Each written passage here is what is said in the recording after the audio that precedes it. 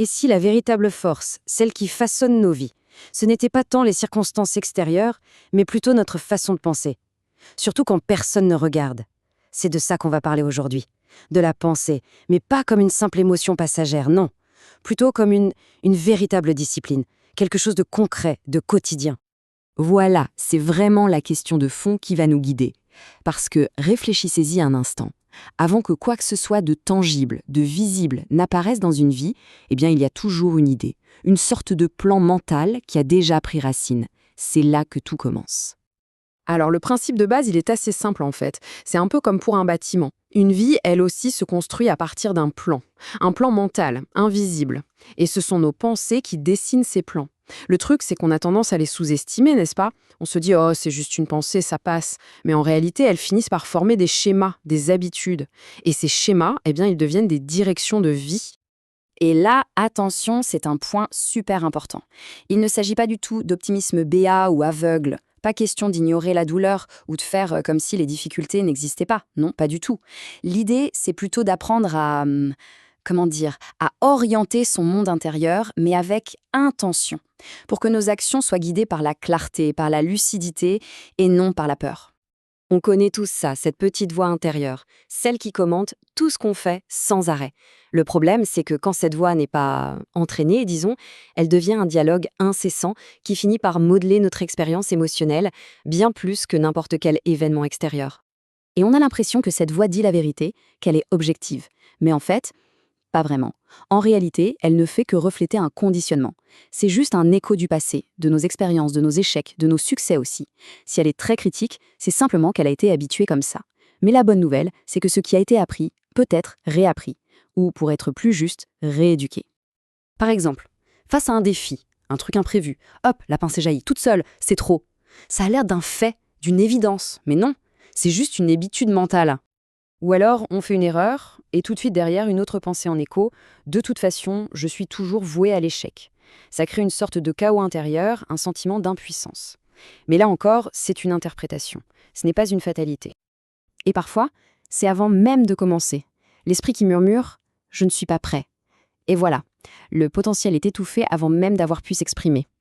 C'est comme ça que, petit à petit, ces pensées automatiques construisent un avenir qui se base sur des croyances qu'on n'a jamais vraiment remises en question. Mais il y a un tournant possible, un moment clé. Le moment où on réalise qu'on peut en fait intervenir dans ce processus automatique. Et c'est là que commence la véritable force mentale. Le point de bascule, il tient dans cette idée toute simple, mais tellement puissante.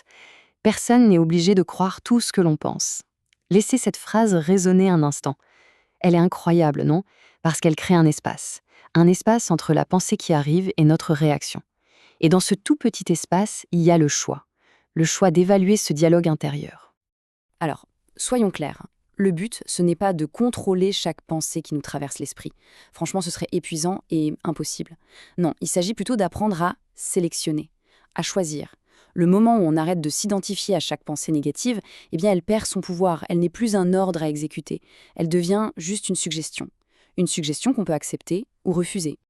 D'accord, tout ça c'est bien beau, mais concrètement, on fait comment? Comment on transforme ce choix en une pratique de tous les jours? Parce que, et c'est ça qui est important, ce n'est pas un concept abstrait ou mystique, c'est une méthode, une vraie méthode. Le processus, en fait, se déroule en 3 étapes assez simples. D'abord, la première chose, c'est observer. Juste observer son monde intérieur, sans se juger. Ensuite, deuxième étape, questionner.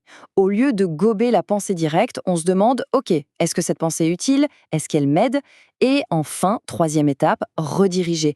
On redirige son attention, mais tout en douceur, sans se battre. On la porte vers quelque chose de plus constructif. Et le mot magique dans tout ça, c'est la répétition.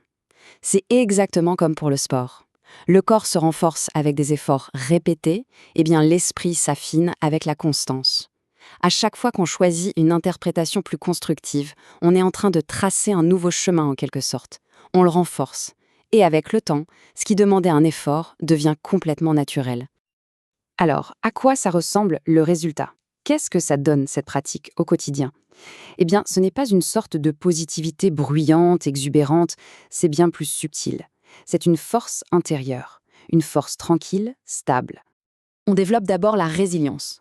Mais la vraie résilience, ce n'est pas être incassable, c'est de la flexibilité. C'est la capacité de plier sans rompre. Ensuite, la confiance. Ça, ce n'est pas un don du ciel, c'est le résultat concret de cet alignement intérieur, répété encore et encore. On a aussi le calme intérieur qui grandit. C'est cette capacité à se remettre sur pied rapidement, à guider ses émotions au lieu de les subir. Et forcément, de tout ça découle une meilleure performance. Une performance plus juste, plus durable dans tout ce qu'on fait. Et ce qui est fascinant, c'est que la voix intérieure elle-même se transforme. Elle passe du rôle de critique implacable à celui de coach constructif. Au lieu de dire « je suis en échec », ce qui attaque l'identité, elle va dire « ok, ça c'est un défi, mais je peux m'améliorer ». Vous voyez la différence? Un bon coach, il corrige, mais il n'attaque jamais la personne. Il se concentre sur la progression. Donc, s'il y a une chose à retenir, c'est vraiment ça. On a la responsabilité des pensées qu'on entretient. Personne n'est fondamentalement cassé. On est juste parfois en manque d'entraînement. Et la bonne nouvelle, c'est que l'entraînement, lui, est toujours possible. Et pour finir, il faut comprendre que cette discipline n'a rien d'abstrait. Elle s'incarne, littéralement. Quand on se met à croire qu'on peut faire face aux difficultés avec calme, on agit différemment. C'est inévitable. La posture change, le regard change, le ton de la voix aussi. La pensée qui est dirigée, elle devient visible, dans les gestes, dans le corps et au final, dans la trajectoire de toute une vie.